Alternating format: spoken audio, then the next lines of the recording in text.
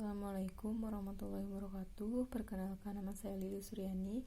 Saya dari Fakultas Hukum Universitas Surya Kencana Cianjur. Di sini saya akan mereview pertemuan ke-7 mata kuliah Hukum Pidana dengan tema pembahasan yaitu teori kausalitas atau sebab akibat.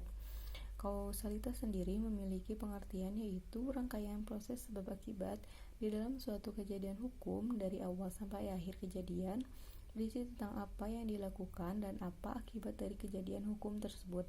Di sini ada 3 teori pendukung, yaitu teori conditio sine qua non, yang berarti setiap kejadian yang terjadi dalam suatu delik disebut sebagai sebab atau penyebab. Jadi, apabila terjadi sebuah tindak pidana, dalam teori ini tidak akan ada pemisahan antara syarat dan penyebab, yaitu teori ini melihat secara keseluruhan. Yang kedua yaitu teori individualisir atau melihat dari kejadian terdekat dalam akibat.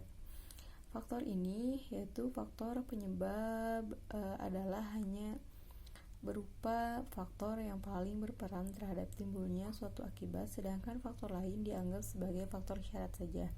Yang ketiga ada faktor menggeneralisir atau melihat apa yang terjadi sebelumnya.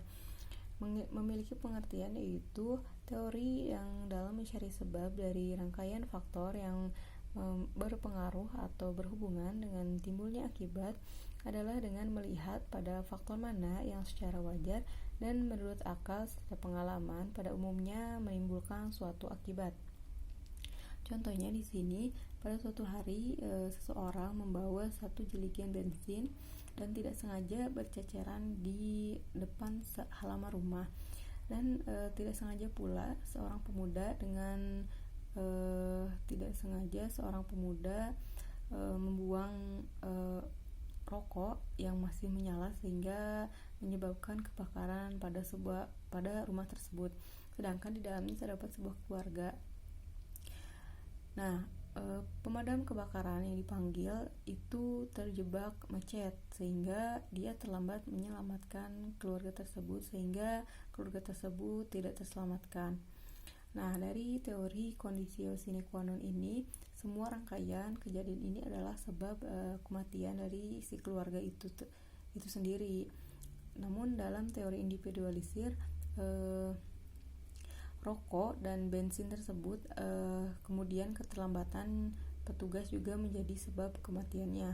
Namun dalam teori menggeneralisir, kematian si keluarga ini disebabkan karena faktor keterlambatan petugas pemadam kebakaran.